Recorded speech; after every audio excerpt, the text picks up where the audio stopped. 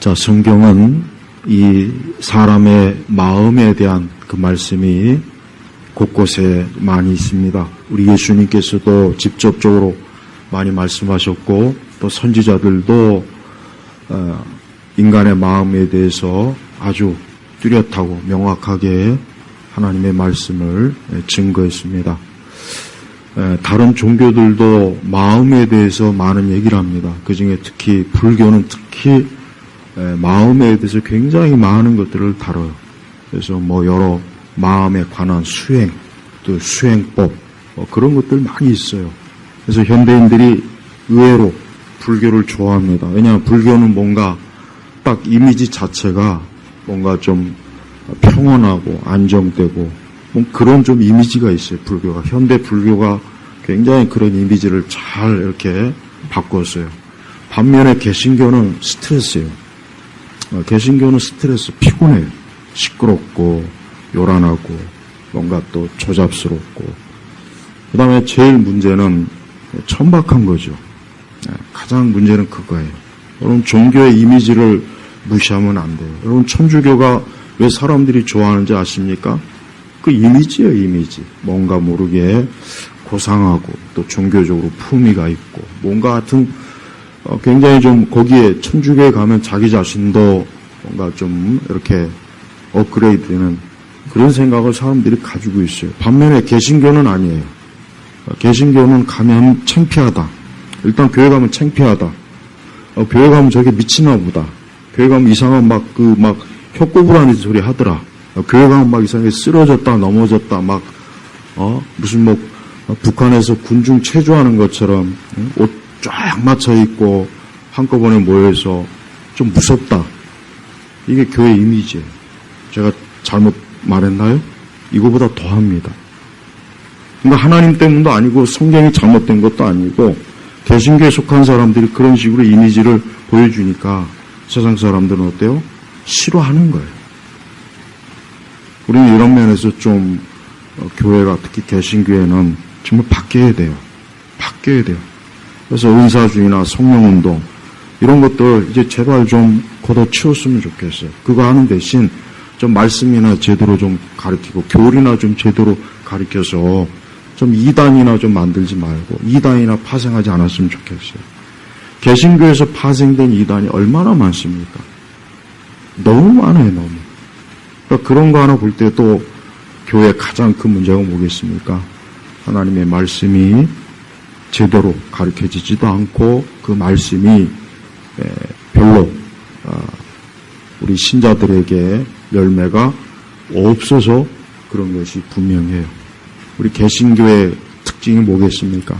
말씀의 종교예요. 종교개혁자들이 가장 중요하게 여긴 게 뭡니까? 루터를 포함해서 가톨릭이 하나님의 말씀에 벗어나서 의식과 온갖 그 종교적 잘못된 관행이나 풍습이나 관습이나 이런 것들을 조장하니까 이래서는 안 되겠구나 해서 바르게, 그래서 쯔빙글리도 그렇고 루터도 그렇고 칼빈도 그렇고 그 종교개혁자들이 제일 우선시한 게 말씀이에요.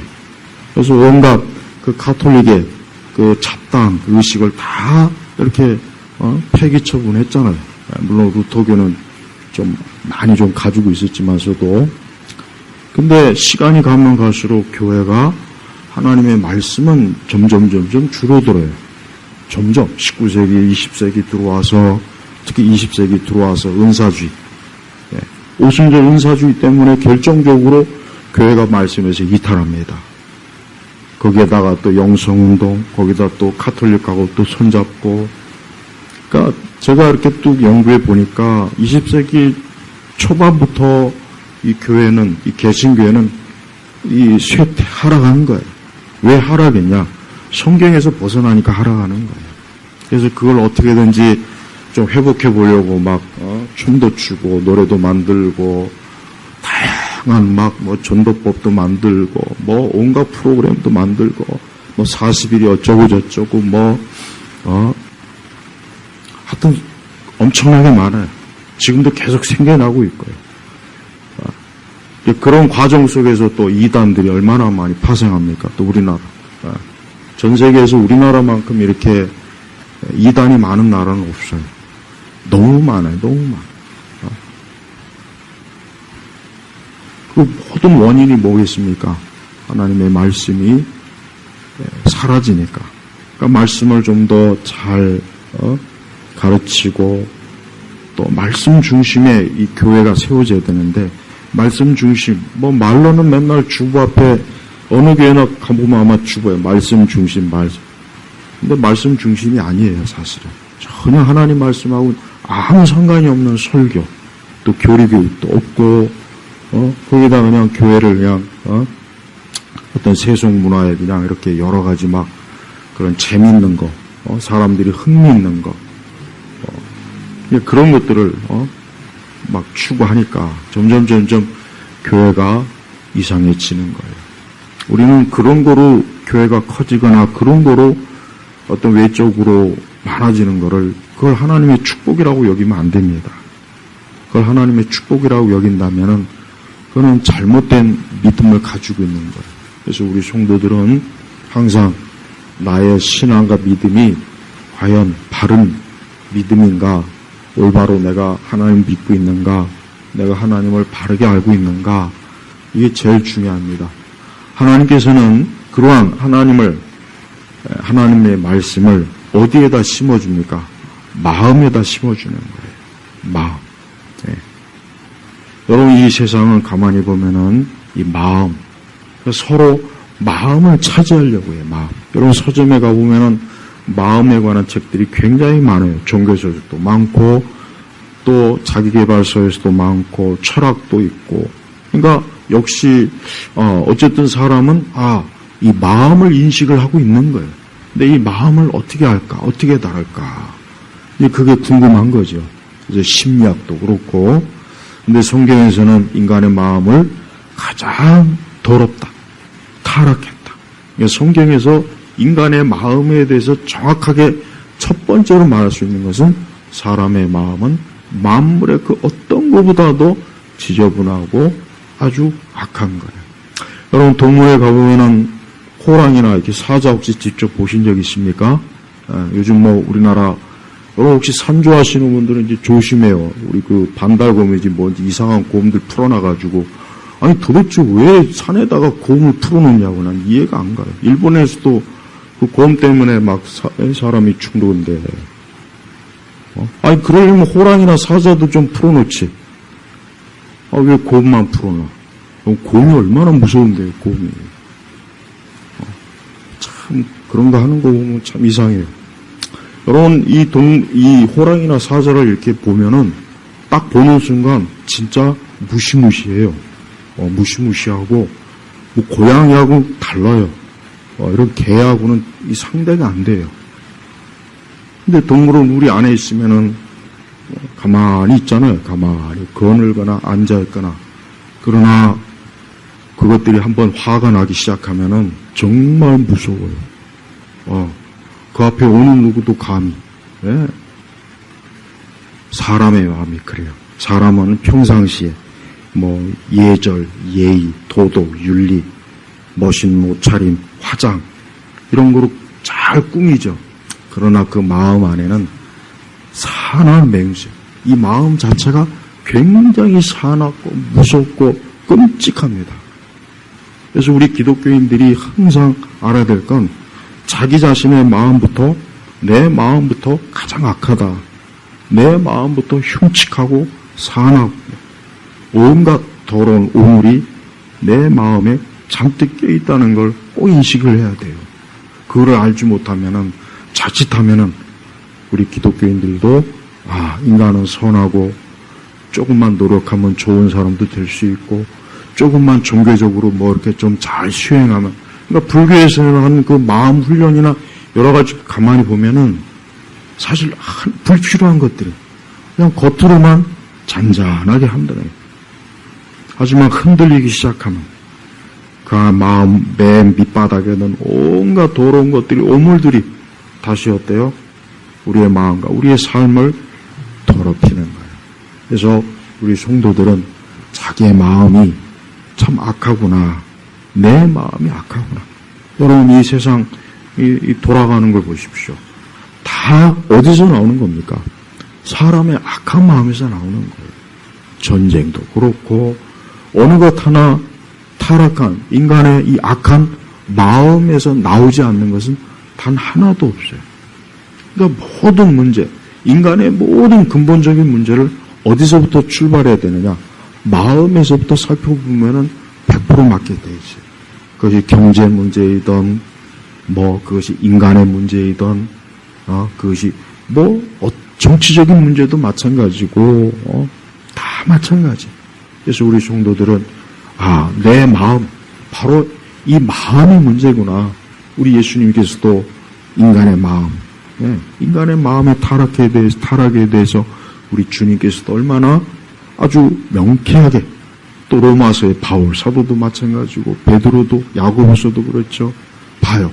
그러니까 기독교는 사람이 이 마음이 중심이기 때문에 그 마음을 어떻게 하느냐가 결국 그 사람이 결정되는 거예요. 또 우리 믿는 사람들에게도 문제가 되는 게 뭐냐? 절대 여러분 예수님 믿는다고 해서 우리의 마음이 그날로부터 해결되는 건 절대 아닙니다. 여러분이 서신서를 보십시오. 서신서 보면은 믿는 자, 거듭난 자, 중생한 자, 그리스도인들에게 얼마나 많은 하나님의 교훈을 하나님께서 얼마나 많이 주십니까? 우리가 지금 완전하다면 그런 교훈이 필요가 없는데 왜 하나님께서 그런 말씀을 주셨을까요? 그것은 그 말씀을 우리 마음에 담으라는 거예요. 그래서 하나님의 말씀을 마음에 담는 게 이게 신앙생활의 가장 기본이에요. 근데 말씀을 마음에 담기보다는 아까 제가 얘기했지만 자꾸 어떤 외적인 어떤 움직이는 거, 활동하는 거, 어떤 행사, 프로그램, 자꾸 이런 것들로만 신앙생활하게 되면 이 마음에, 이 교회에 오면은 하나님 말씀이 마음에 들어가야 되는데 다른 것들이 자꾸 앞에서 걸리적거리면 말씀이 마음에 들어오지 않아요. 그러니까 교회 와도 소용이 없는 거예요. 오늘 교회 온 것은 하나님의 말씀을 담아가려고 오는 거예요. 우리의 타락한 본성, 악한 본성, 사납고 잔인하고 온갖 오물이 밑바닥에 쫙 깔려 있어요. 그래서 하나님의 말씀으로 우리 마음을 어때요? 정결하게 하는 거예요. 오직 인간의 마음은 하나님의 말씀으로, 우리는 기도와 말씀으로 거룩해진다고 했잖아요. 기도와 말씀으로. 다른 게 없어요. 무슨 영성훈련도 필요 없고 제자훈련도 필요 없어요. 그런 거 할 필요도 없고 하지도 마세요. 그리고 교회마다 온갖 이상한 다양한 프로그램들 많죠. 어떻게 보면 그게 다 이교도 이방 종교를 흉내내는 거나 똑같은 거예요. 그래서 우리 성도들이 매 순간 나에게 필요한 건 하나님의 말씀이다. 그리고 나는 하나님과 기도로 항상 교제하는 것이다. 이게 내 삶 속에, 내 마음에 가장 중요한 것이고, 내가 이 악한 세상, 이 악한 세대, 나도 부패했고 죄인이고, 또 내가 내 가족부터 시작해서 내 친구, 내 직장 동료, 이 땅에 있는 모든 사람들이 다 부패한 사람들이에요. 그러니 그 가운데서 우리가 살아가려니 얼마나 힘들겠냐고요, 얼마나. 지금도 저 법정, 동부지검 저 법정에 보십시오. 내일이면은 하루에도 수십 건의 재판이 있어요. 그게 여기만 있겠습니까? 동부, 서부, 남부, 또 지방. 왜 그렇게 했습니까? 인간의 마음의 문제 때문에. 그래서 우리 성도들은 절대 다른데 마음을 뺏기지 말고, 또 아까 얘기했지만 여러분 기업체들이 물건을 팔아먹으려고 그 광고나든가 이런 거 보십시오. 마음을 차지하려는 거예요. 우리 제품이 더 좋아. 요즘 예를 들면 젊은 세대들은 스마트폰, 삼성폰 쓰면 아재폰이라고 해서 촌스럽다고 안 쓰잖아요. 벌써 아이폰 회사가 젊은 애들의 마음을 빼앗은 거예요. 야, 너희같이 젊고 이렇게 싱싱하고 멋있는 애들이 야, 삼성폰 저런 거지 같은 저 구린 아저씨들이나 쓰는 폰 쓰면 되겠냐? 그 광고에서 벌써 이미지가 탁 돼버린 거예요. 제가 더 삼성을 비하하는 건 아니에요. 절대 아닙니다. 저는 아이폰 그는 못 쓰겠더라고요. 저는 안 돼요. 안 되겠더라고요. 근데 여러분 세상 모든 게 다 그래요. 마음을 뺏는 거예요. 종교도 마찬가지예요. 아까 얘기했지만 여러분 종교도 어떤 종교가 마음을 뺏느냐가 그 종교가 이기는 거예요. 그러니까 여기에서 이런 부분에서 개신교는 실패하고 있는 거예요. 실패하고 있는 거. 그리고 왜 개신교도들은 아까 얘기했지만 좀 이렇게 좀 세련되게 이렇게 하지 않고 뭔가 모르게 이상해. 내가 봐도 이상해. 그 전도하는 사람들이 어떤 보면 전도하는 사람들도 좀 깔끔하게 깨끗하게 뭐 좀 이렇게 해야지. 그냥 머리 지저분해가지고 수염 잔뜩 길러놓고 유튜브에 나와서 하나님이 어쩌고 저쩌고. 참 좀 깔끔하게. 인간은 일단 깨끗해야 돼요. 겉모습이. 거지들 이왕이면 깨끗하게 거지 훨씬 낫지. 그러니까 개신교가 이상해요. 모든 면에서 좀 뭐랄까 촌스럽고 삼류 같고 중국 제품 같고. 그러니까 이런 거 볼 때 우리가 왜 이렇게 좋은 복음에 그리스도의 십자가의 복음을 우리가 갖고 있는데 왜 이거를 저렇게 섬유 싸구려 포장주로 해서 사람들이 외면하게 할까? 그러니까 제발 우리 개신교도들 너무 지나치게 막 나대고 설쳐대고 여기저기 막 그냥 그런 거 좀 안 하면 참 좋겠어요. 가만히 앉아서 말씀을 읽고 기도하고 좀 점잖은 좀 조용한 예배. 제발 요란 법석 떠는 예배 하지 말고 예배 시간에 너무 막 시끄럽게 막 그냥 요란하게 막 그게 좋습니까? 난 개인적으로 솔직히 싫어요 그런 게. 내가 그런 걸 좋아하면 또 나도 어쩌면 그렇게 할 수가 있었겠지 모르겠지만, 그러나 성경은 인간이 그런 식으로 하나님을 만나는 걸 성경은 추천하지 않아요. 유대교는 굉장히 단조로워요. 유대교는 너무 단조로워요. 거기에 비해서 바벨론이나 이방이나 애굽이나 주변의 민족들의 종교는 엄청나게 화려하고 굉장히 어떤 퍼포먼스가 심해요. 성전도 그렇고 예배당 모든 게 유대교는 단순합니다. 하나님은 인간이 그런 온갖 복잡하고 불필요한 그런 것들을 통해서 하나님이 사람을 만나주시는 게 아니라고요. 우리도 마찬가지. 우리는 우리의 마음을 다해서 하나님 앞에 나와야 돼요.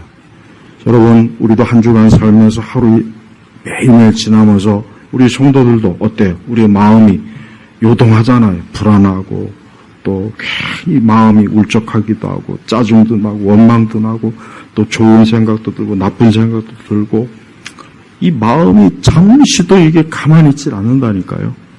그럴 때 어떻게 되겠습니까? 자, 오늘 3장 1절을 보니까 내 아들아, 그러니까 우리 모든 성도예요. 나의 법을 잊지 말고 나의 명령들을 내 마음에 간직하여라. 자, 오늘 읽은 전체 말씀에 보면은 세 종류가 있어요. 3절에 보면은 내 마음판에 새겨라 있고 5절에 보면 너는 마음을 다하여 여호와를 신뢰하고 내 자신의 명체를 의지하지 마라. 자, 보세요. 하나님의 자녀들, 우리 성도들, 우리 그리스도인들은 우리의 마음에 제일 첫 번째 뭡니까? 우리의 마음에 항상 말씀으로 채워야 됩니다. 늘 말씀으로 채워야 돼요.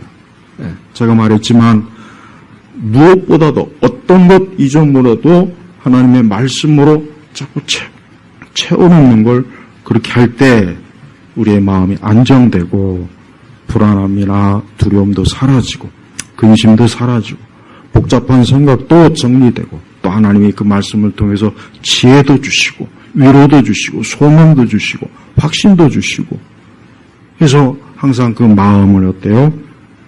내 마음에 간직하여라. 간직한다는 건 뭡니까? 귀한 걸 잘 보관하는 것. 절대 잃어버리지 않게, 놓치지 않게. 그래서 우리 성도들은 매일매일 항상 어때요? 우리 마음에 하나님의 진리의 말씀을 간직해야 돼요. 그래서 여러분 신명기를 보면은 앉았을 때나 일어섰을 때나 심지어 달릴 때조차도 어때요? 하나님의 말씀이 항상 가까이 있도록 하라고 하나님께서는 그 유대인들에게 그 정도로 말씀의 진리를 가까이 하도록 했어요. 마찬가지예요. 우리 성도들이 지금 같은 세상에서 참 지금은 우리 사람의 눈과 마음과 귀를 빼앗는 것들이 굉장히 많습니다. 여러분 잘 아시겠죠? 스마트폰도 사람들이 여러분 일상생활에 보면은 사람들은 이제 스마트폰이 자기의 친구예요. 스마트폰이 자기의 친구요. 이게 자기의 모든 것들을 충족시켜주는 아주 신성한 도구가 돼버렸어요. 그러니까 그런데 그런 것들이 어때요? 우리의 마음을, 특별히 우리 성도들의 마음을 빼앗습니다. 빼앗아요. 당연히 빼앗죠.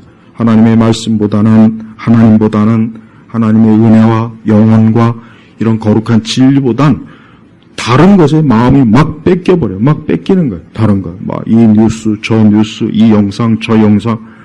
그러다 보면 여러분, 아무리 성도라도요, 벌써 조금 시간 지나면은 벌써 영적인 것보다는 육적이요, 마음이 굉장히 거칠어지고 사나워지고 악해지고 자꾸 마음의 근심과 불안함 뭐 이런 것들이 막 마음에서 엄청나게 작용을 많이 해요.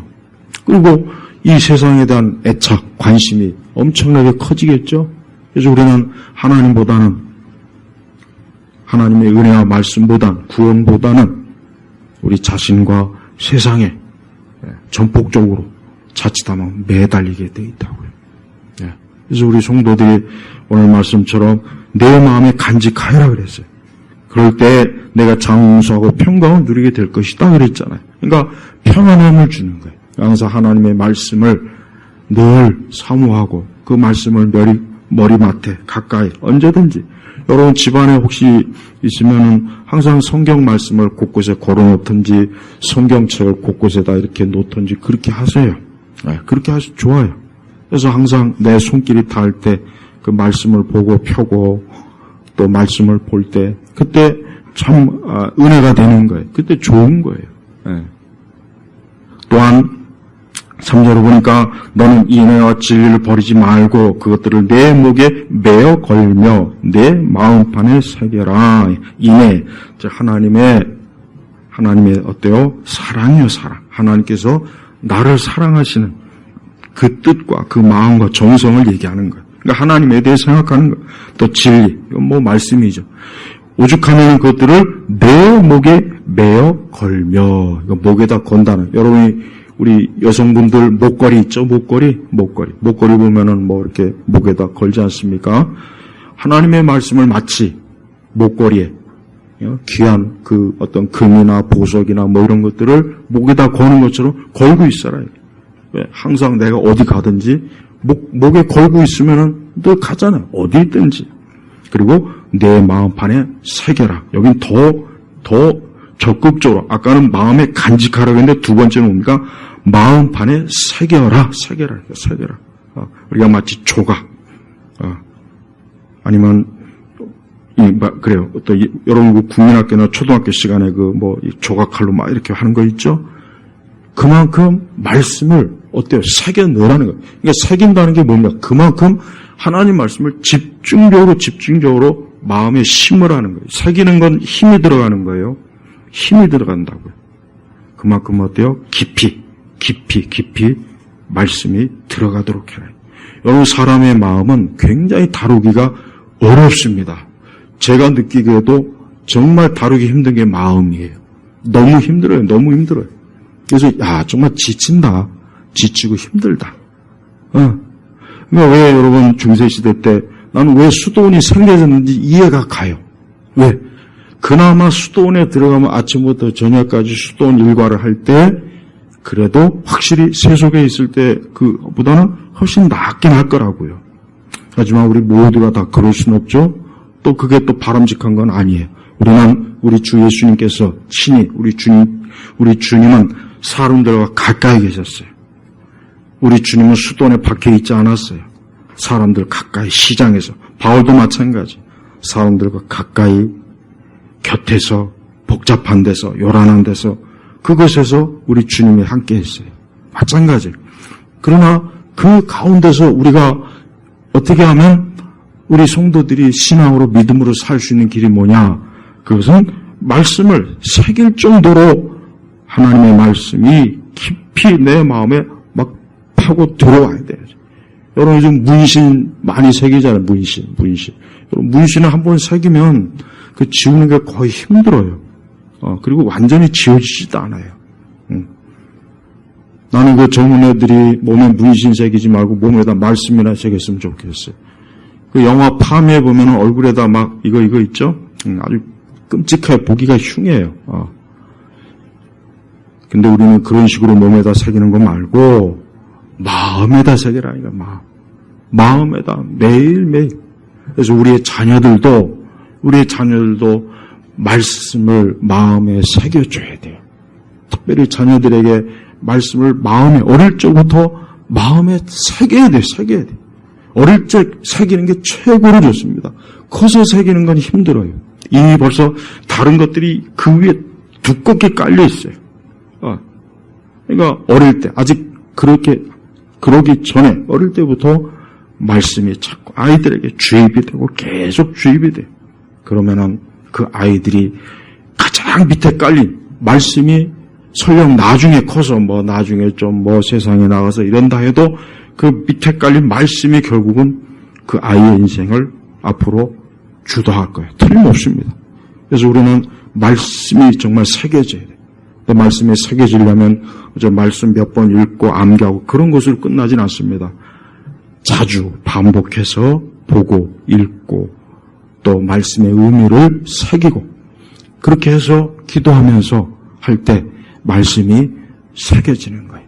그러면은 이 말씀이 새겨지면 우리는 그 말씀이 꼭 무슨 하나님의 음성을 자꾸 듣는 그 정신병자들, 아주 정신병자들이 아주 그냥 그런 거 필요 없어요. 하나님의 말씀이 내가 알고 있으면은 그 상황에 맞는 말씀이 내 마음, 내 지식에 들어오게 돼 있는 거예요. 하나님 그럴 걸 통해서 우리를 인도하셔요. 무슨 하나님의 음성을 자꾸 듣고 그거 듣지 말고 왜 자꾸 들으려고 그래? 하나님이 그런 식으로 하려면 굳이 뭐 하려고 기록된 성경 말씀을 왜 줬겠냐고.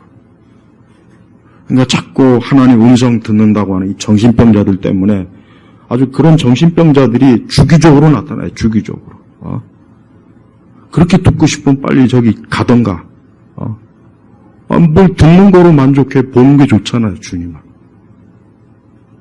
그러니까 말씀을 새긴다는 것은 그 말씀이 언제나 우리 속에 딱 자리 잡혀서 어떤 일이 있어도 말씀이 항상 우리의 모든 것들을 지시하고 인도할 수 있도록.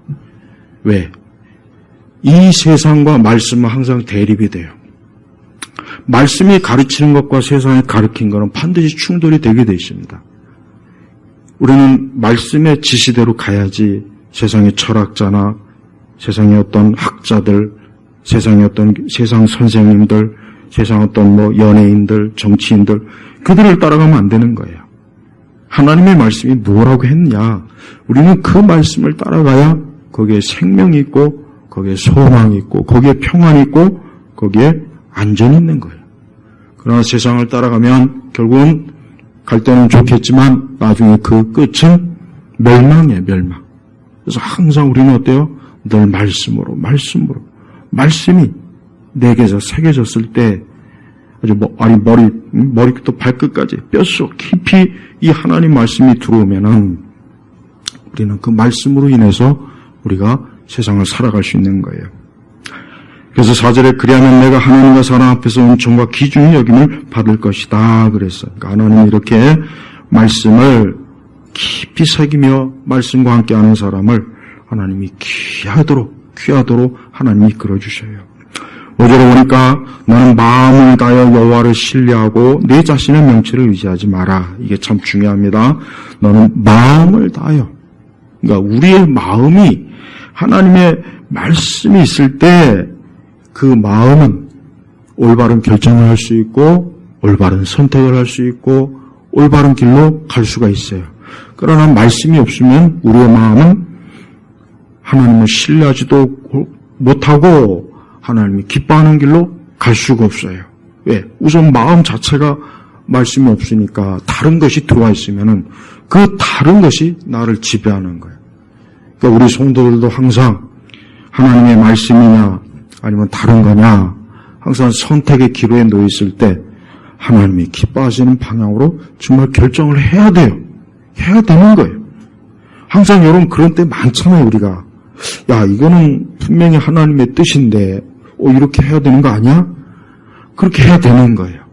근데 우리는 거기에서 얼마나 많이 갈등하잖아요. 이번만 좀 그냥 안 되겠다. 이번엔 좀 힘들겠다. 사실 굉장히 많아요. 벌써 이미 마음에서 하나님의 말씀에 따르지 않고 현실과 다른 걸 따라가는 그 순간부터 우리는 내 자신의 명철을 의지하는 거예요. 내 생각, 내 지혜, 내 뜻이 옳을 거야. 벌써 이미 그렇게 돼버린 거예요, 벌써. 그렇게 하지 말라는 거예요. 사실 미리 언뜻 얘기해 보면은 그래요. 지금 같은 세상에서 어떻게 말씀대로 사냐. 그랬다가 어디 사회생활 할 수 있겠어? 그랬다가 어디 제대로 우리가 이 현실 생활에서 적응할 수 있겠어? 이런 생각이 진짜 많이 들 거예요. 많이 들 겁니다. 그리고 이 세상이 어디 그렇게 호락호락합니까? 마귀와 세상은 어떻게 하든지 우리 믿는 사람들을 짓밟고 짓이기고 믿음을 무너뜨리고 수치와 부끄러움을 당하고 어떻게 하든 그렇게 하려고 애쓰는 판인데 그게 쉽겠냐고요. 쉽지가 않아요. 하지만 그래도 주님은 뭐라 그랬냐? 6절에 너는 모든 일에서 그분을 인정하여라. 그리하면 그분이 내 길들을 평탄케 하실 것이다 그랬어요. 여기서 모든 일이라고 했어요. 모든 일이에요. 여러분의 직장생활, 결혼생활, 학업, 모든 일이라고 그랬어요. 근데 우리는 이런 말씀을 얼마나 읽고 들으면서도 우리는 사실 어때요? 이 말씀대로 하지 않는 게 너무 많아. 하지만 이건 약속의 말씀이에요. 분명히 그리하면 그분이 하나님께서 내 길들을 평탄하게 순조롭게 잘 나갈 수 있게 하는 거예요. 인생을 살 때 평탄한 게 좋습니다. 평안한 게 좋습니다. 우리는 인생을 살 때 자꾸 어렵고 괜히 쓸데없이 고생한 길로 갈 필요는 없어요. 그렇게 해서는 안 돼요. 힘들어요. 우리는 할 수 있는 한 우리의 앞길이 주여 평탄하게 해주세요. 우리의 자녀들의 앞길도 평탄하게 해주세요. 그런 기도를 많이 하십시오. 하나님 그 길로 인도하십니다. 그런데 그렇게 기도만 하지 말고 너는 모든 일에서 그분을 인정하여라 그랬어요. 모든 일에서 모든 그분을 인정하여라. 그러니까 하나님이 주인이다. 하나님이 나의 인도자다. 그분이 나를 이끄시는 분이다. 그분이 나의 주인이기 때문에 나는 그분의 뜻 가운데 살아야 된다라는 것을 받아들이라는 얘기예요. 세상은 우리 성도들의 마음을 뺏는 걸 이 마귀와 세상은 가장 중요한 일로 여겨요. 그래서 성도들이 예배 못 오게 만들고 기도 못하게 하고 하나님의 뜻대로 살지 못하게 하고 이게 이 세상과 마귀가 같이 공모하는 거예요. 같이 공모해서 하여튼 성도들이 그렇게만 될 수 있다면 수단과 방법을 가리지 않고 그렇게 해요. 그럼 우리가 얼마나 잘 경계해야 되지 않겠습니까? 그렇지 않으면 하나님께서 하신 약속이 우리에게 이루어지질 않을 거예요. 7절에 보면 너는 스스로 지혜로운 채 말고 나는 스스로 똑똑하다. 나는 잘 알고 있다. 나는 내 경험적으로 내 방법이 이것이 옳다고 여겨진다. 이런 식. 그 다음에 이 세상에 어떤 지혜롭다고 하는 사람들, 그 사람들의 말 듣는 거, 그런 것들이. 근데 그게 뭡니까? 스스로 지혜로운 채, 스스로 지혜. 근데 그렇게 하지 말고 여호와를 경외하며 악에서 떠나라. 그래서 악에서 떠나라. 그래서 8절, 9절, 10절에 보면은 그렇게 됐을 때 그 이후에 또 하나님의 또 주시는 좋은 것들을 또 계속해서 하나님께서 약속을 해주셔요. 그래서 우리 성도들은 항상 어때요? 매일 매 순간 마음 전쟁에서 이겨야 돼요. 마음 전쟁은 반드시 수행해야 됩니다. 여러분 여호수아나 그것도 이스라엘의 광야 때 가만히 보면은 그 사실은 뭐냐? 마음 전쟁이에요. 사실은 엄밀히 얘기하면 그 이스라엘의 마음 속에 하나님의 말씀이 있고 하나님께 순종하는 마음이 있고 하나님의 지혜를 존중하는 그런 마음이 있다면 광야에서도 순조롭게 잘 갔을 거고 그 다음에 가나안 정복도 순조롭게 잘 되었을 거란 말이에요. 그런데 실제는 어때요? 그렇게 안 됐잖아요. 왜 안 됐습니까?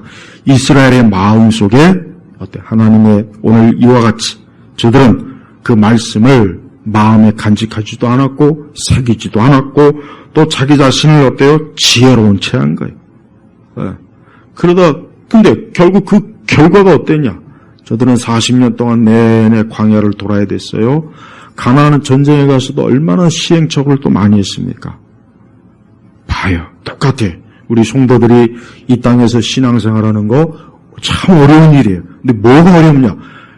우리의 마음에서 하나님이냐 세상이냐, 더 심하게는 하나님이냐 마귀냐, 순종이냐 불순종이냐, 하나님의 계명이냐 이 세상 지혜로운 자의 지혜냐, 바로 그거예요.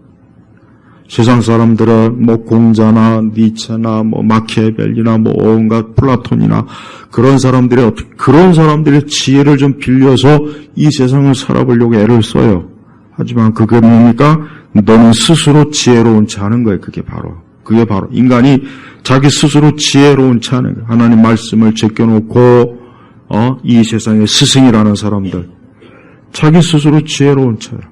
하지만 이 세상 스승은 우리 사람을 구원으로 영생으로 이끌지 못해요. 우리 예수님은 단순한 스승이 아니에요. 우리 예수님은 그저 단순히 위대한 분이 아닙니다. 예수님은 어떤 분이에요? 하나님의 아들이시요. 그분은 신성한 분이에요.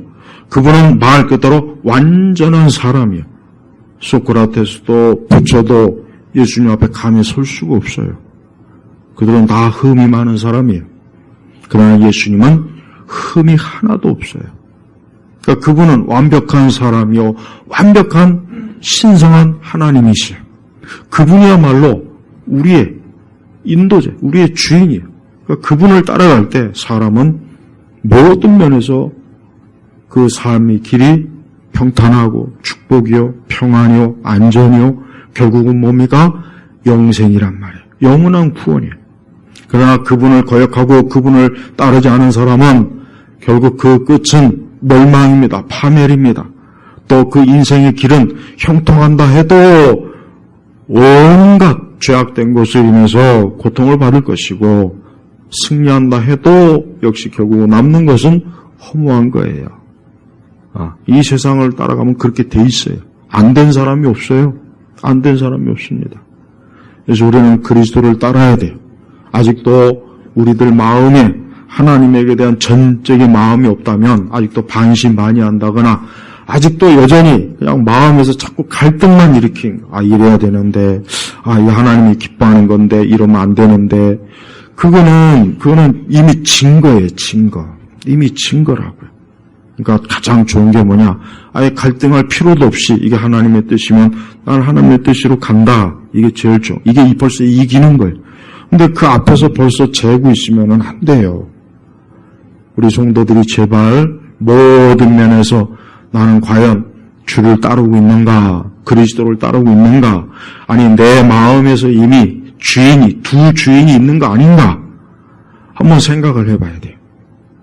우리의 주인은 한 분이에요. 주님이에요. 예수님이에요. 우리는 예수 그리스도 외에 다른 주를 따라가서도 안 되고 다른 주는 없어요. 세상은 어리석고 미련해서 그런 다른 주를 막 쫓아가요. 이방 종교가 가장 대표적인 것이고, 어떤 정치적인 것들. 여러분 정치에 미쳐도 안 돼요. 나는 이 세상에 보면은 정치나 이런 데에 뭔가 궁극적 소망을 두는 사람들 보면 그것도 참 안타까워요. 안타깝다고. 특히 공산주의자들. 이 공산주의자들을 보면은 참 불쌍해요. 마치 그것이 인류와 이 세상을 지상낙원으로 올 것처럼 막 그냥 거기에 평생을 몰입했지만 끝은 뭐예요? 없어요. 그 베트남 작가가 쓴 그 동조자라는 책이 요즘 유행해요. 그거 박찬욱 감독이 그 영화로 8편 찍었어요. 그 맨 끝에 뭐가 나오냐면 이런 얘기 나와요. 결국은 없다. 없다예요. 없다. 결국은 자기가 그렇게 공산주의 혁명을 해서 베트남을 평안과 안정과 지상낙원으로 만들려고 했는데 자기가 공산주의를 겪어보니까 아무짝에도 쓸모없는가, 아무짝에도. 그러니까 그런 헛된 데 찾지 말아라. 자기 친구들한테 간절히 간곡하게 마지막으로 그 얘기를 하고 끝나요. 맞아요. 저는 그것뿐이 아니에요. 우리는 민주주의를 위해 사는 게 아닙니다. 여러분, 제발 그리스도인은 예수 그리스도의 그분의 큰 뜻 외에는 다른 건 없어요. 다른 건 아무것도 없습니다. 우리가 물론 이 세상을 좋게 만들고 이 세상이 좋은 방향으로 가도록 우리 성도들이 살아야 되겠지만 그것조차도 궁극적인 건 아니에요. 우리의 궁극적인 건 뭡니까? 하나님 나라. 구원입니다. 영생입니다. 우리의 인간의 궁극적인 건 그거예요. 다른 건 다 못합니다. 다른 건 못해요. 그리스 로마부터 지금까지 쭉 인류 역사를 보면은 인간은 헛된 것을 꿈꾸다가 결국은 다 무너진 거예요. 단 하나, 우리 예수님만 여전히 건재합니다. 우리 주님만이 아직도 다른 건 다 무덤으로 들어갔어요. 다른 건 다 먼지가 됐고 티끌이 돼버렸어요. 근데 예수 그리스도 지금도 소망이 없고 그 마음의 지옥 같고 수많은 이 세상의 고통과 괴로움에 쌓인 사람들이 예수님께 오면, 그리스도를 믿으면, 하나님의 아들 예수님을 구주로 영접하면 그분은 우리를 새로운 진짜 신세계, 헉슬리가 얘기한 그 가짜 신세계가 아니라 요즘 AI가 또 신세계를 또 제시합니다. 그것도 다 두고 보세요. 신세계가 아니라 또 지옥 같은 세상이 또 새로 펼쳐지는 거예요. 그러니까 그리스도인들은 오직 주님, 오직 그리스도, 내 마음을 오직 그리스도에게만 드리고 나는 그분 안에서 평안과 만족을 누리는 것, 이게 진정, 이것만 남습니다. 다른 건 다 없어져요. 다른 건 정말 다 허무하게 다 쓰러지더라고요. 오늘 우리 성도들이 내 마음을 그리스도께, 내 마음을 주님에게, 또 주님을 내 마음에 가장 이 보좌에 딱 모셔서 오늘도 그분 사랑하고 그분 안에서 평강을 누리길 주의 이름으로 축복합니다. 기도하겠습니다. 하나님 아버지 감사합니다. 오늘 이 시간에도 우리 성도들이 이 거룩한 예배 자리에 모여서 우리 주 예수 그리스도의 아름다움과 신실하심과 그분의 인애와 자비와 구원과 그분의 축복을 누립니다.